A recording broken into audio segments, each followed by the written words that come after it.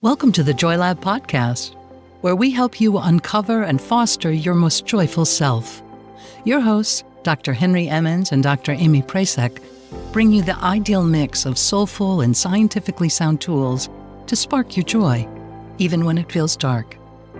When you're ready to experiment with more joy, combine this podcast with the full Joy Lab program over at joylab.coach. Well, hey everyone, Amy here, just me for this episode. Welcome to Joy Lab. I am so glad you are here. Today, I want to talk about imposter syndrome. And I know there's a lot of conversation about this around, and normalizing these thoughts, feelings, experiences is super helpful. And I think the way imposter phenomenon, we'll talk more about that in a moment, has been discussed is not super helpful when we want to deal with it effectively. So I want to give some really evidence-based strategies to tackle it.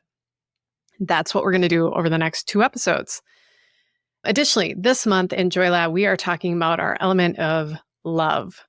And love and the other elements we work on here at Joy Lab, they are antidotes to imposter syndrome, truly. So let's dive in. I want to first define imposter syndrome, and I'm using quotes around syndrome very purposefully.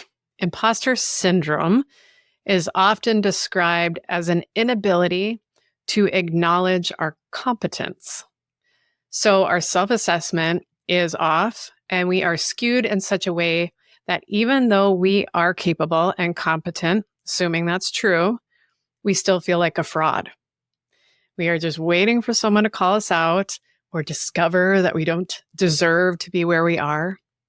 I probably don't need to describe the feelings anymore. We can probably all nod. Yes, I've had those. These are normal feelings. But the point I want to make in this episode and next one as well is that imposter syndrome is actually a myth. At least how it's been communicated anyway. So in this episode, we'll get into how imposter syndrome even became a buzzword, a bit on why it's a myth. And then in next episode, we will talk about what it really is and what we can do about it to shake it off. First, I want to take us on a bit of a history lesson or a timeline of this concept of imposter syndrome. So, imposter syndrome, that's the last time I'm going to say it, hopefully, and put air quotes up around it. It's not the original term. The term imposter phenomenon was coined about 50 years ago when 2 researchers, Dr. Pauline Clance and Dr. Suzanne Imes, noticed how they and their fellow women academic colleagues would express anxieties around their abilities. They felt as if they were lucky at best to be where they were, even when they could match up with or even outperform their male colleagues. So they dug into this experience more. They surveyed other colleagues, their women students, and found that many of these students expressed these same feelings. They didn't feel like they were measuring up. They felt like frauds. They termed that imposter phenomenon. And likely because of this research, the imposter phenomenon was originally thought to be particularly pervasive among women.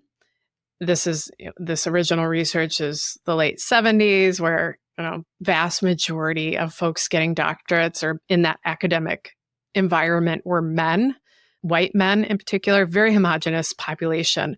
So the assumption was that women were coming into these spaces that were previously rarely occupied by anyone other than white men, and they were feeling like imposters, which made sense.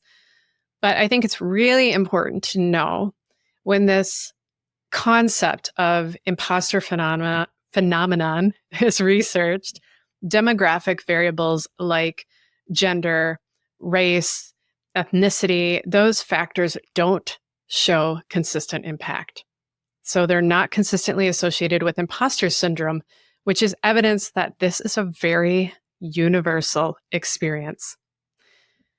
Women in this academic setting really just had the conversations. They raised the issue up. They had access to the research to bring it out. At the same time, This also doesn't dismiss the upstream influence that rigid or oppressive environments can play on imposter feelings. But as we'll get into more in next episode, those environments really surge our anxiety. They activate this kind of chronic stress response.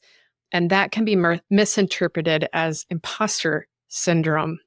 And we blame ourselves as broken or lacking. No, it's not true. We'll talk about that next episode. Sorry, back on track. Okay. So there are significant contributors that we have influence over right now, no matter our environments. And that can really kick imposter phenomenon out of our heads more quickly. And that's what we're really focusing on understanding in this episode, and then, the strategies in next episode. So let's fast forward now to Instagram, where this concept was resurrected in the last decade. And it was really brought to life by women sharing their stories of experiencing these imposter feelings in the context of their job. Just like Clance and Imes had identified in their colleagues nearly 50 years ago. And the good thing was, again, that this phenomena was being talked about. These feelings were getting attention because these are true. These feelings are true. They are real.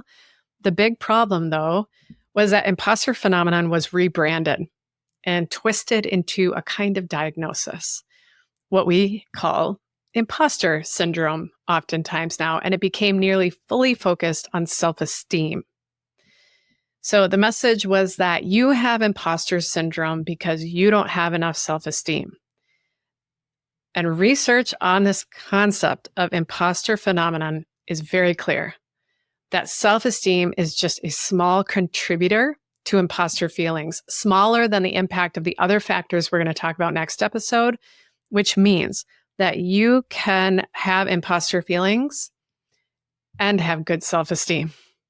So it's not the most effective place to put our attention. Another problem with this hyper-focus on self-esteem is then where the blame gets laid. Obviously, it is squarely on the person having those imposter feelings. If you have those feelings, you have a syndrome, and you need to change or conform who you are to match the details or expectations of your environment so that those imposter feelings go away. And that is not the case.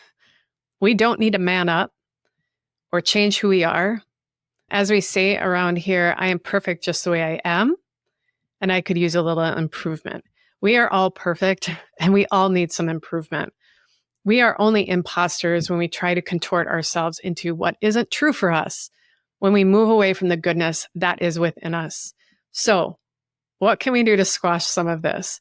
To make that imposter voice more quiet, maybe even kick it out the door most of the time? That's what we'll get into next episode. Until then, I want to just invite us to soak into some wisdom from author, monk Thomas Merton. Here's what he wrote.